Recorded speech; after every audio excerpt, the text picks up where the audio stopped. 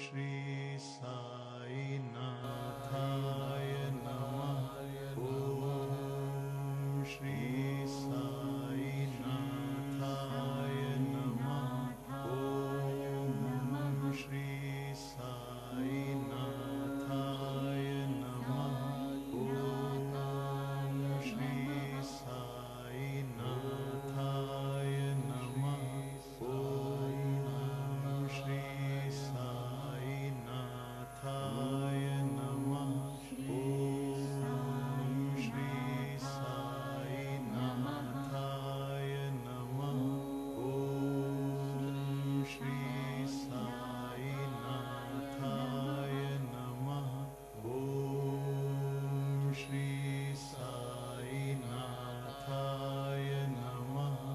ओम श्री साईनाथाय नमः। ओम श्री साईनाथाय नमः। ओम श्री साईनाथाय नमः।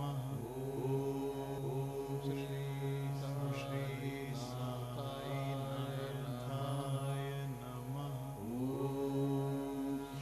श्री साईनाथाय नमः। ओम श्री साईनाथाय नमः।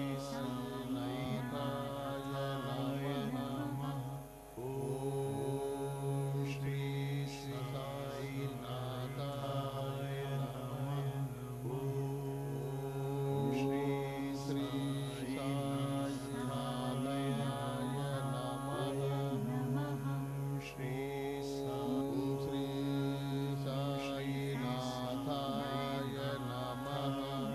नमः। ओम श्री साईनाथाय नमः।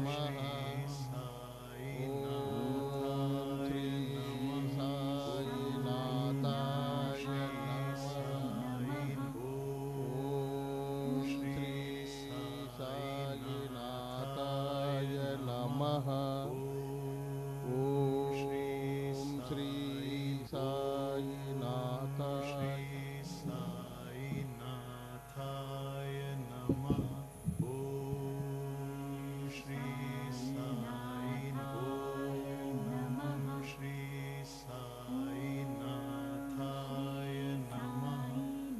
साईनाथाय श्री साईनाथाय साईनाथाय साईनाथाय नमः। श्री साईनाथाय नमः। श्री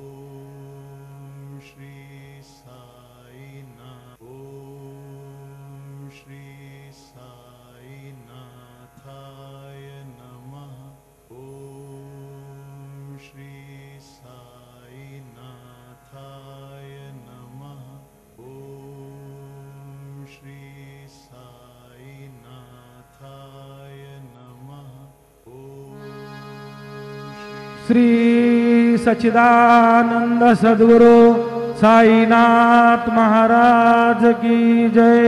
हरि ओम अश्वत्थवाप्रशनाशकणा धूपयामि देवयजने पृथिव्याः मखायत वामगस्यत वा शीर्षणे धूपमाघ्रापयामि अग्निर्ज्योतिकाज्योतिगमान्द्रकमो परतसा परतसवान्न सहसरदा असि सहसरायत वा दीपं दर्शयामि दीपानान्तरेण महानैवेद्यं निवेदयामि।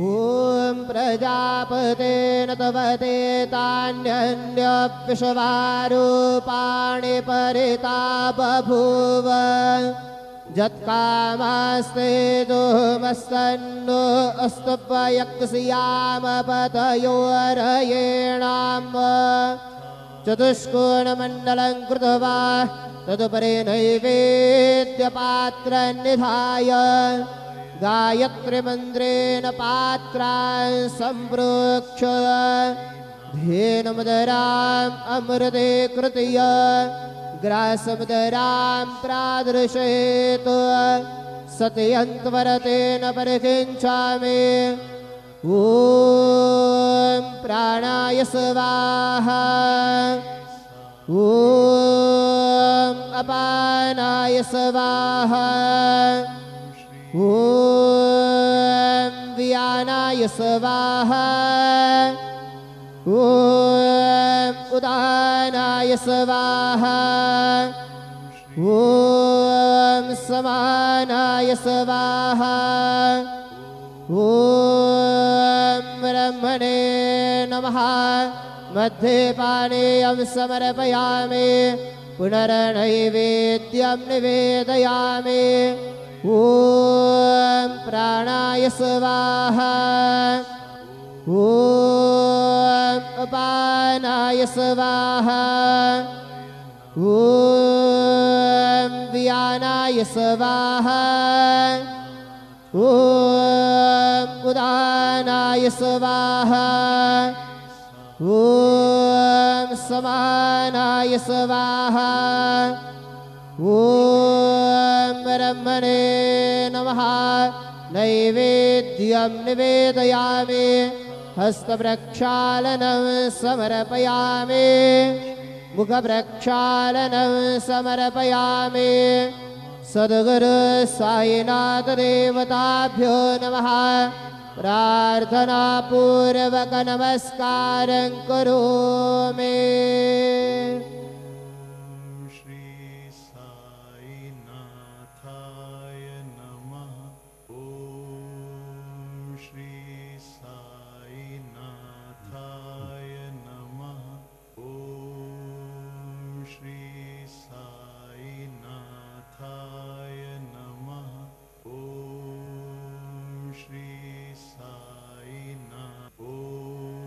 आज गुरुवार असल्याने रात्री 9:15 वाजता बाबांच्या पालखीची मिरवणूक निघेल। आज गुरुवार होने के कारण रात 9:15 बजे बाबा के पालकी की शोभा यात्रा निकलेगी। आता माध्यान्ह आरती सुरू होता है। सर्वांनी एका सुरात आरती मनावी। अब माध्यान्ह आरती शुरू हो रही है। आप सब एक सुर में आरती गाइए। श्री सच्चिदानंद सद्गुरु साईनाथ महाराज की जय। घेऊनिया पंचारती करू बाबांची आरती करू साधर माते ग्रा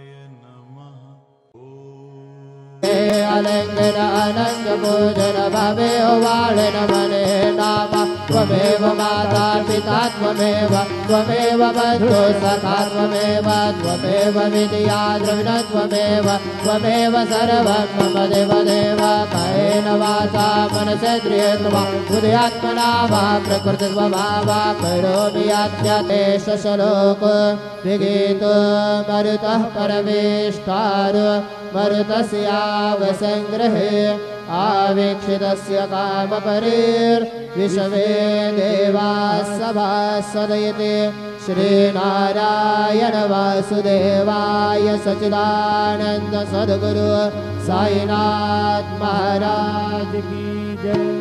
अनंता तुला ते कसे रे स्तवावे अनंता तुला ते कसे रे नमावे अनंत मुखांचा शिरे शेष गाता नमस्कार साष्टांग श्री साईनाथा स्मरावे मने त्वत्पदा नित्य भावे पुरावे तरी भक्तीसाठी स्वभावे तरावे जगातारुणी मायताता नमस्कार साष्टांग श्री साईनाथा वसे जो सदा दावया संतलीला दिसे अन्य लोकान् परिदो जनाला परि अंतरि ज्ञान कैवल्यदाता नमस्कार साष्टांग श्री साईनाथा कराला धला जन्म हा मानवाचा सार्थका साधने भूत साचा गुरु साई प्रेमा गळाया अहंता नमस्कार साष्टांग श्री साईनाथा करावे करी सान अल्पज्ञ बाला करावे अमाधन्य चुंब निघाला मुखे घाल प्रेमे खरा ग्रास आता नमस्कार साष्टांग श्री साईनाथा सुरादी गजांचा पदा वंदितादे शुकादे गजांते समानत्व देते प्रयागादि तीर्थे पदे नम्र होता नमस्कार साष्टांग श्री साईनाथा तुझ्या पदा पाहता गुरु साईनाथ साईनाथाय नमः। ॐ श्री साईनाथाय नमः। ॐ श्री साईनाथाय नमः। ॐ श्री साईनाथाय नमः। ॐ श्री साईनाथाय नमः। ॐ श्री साई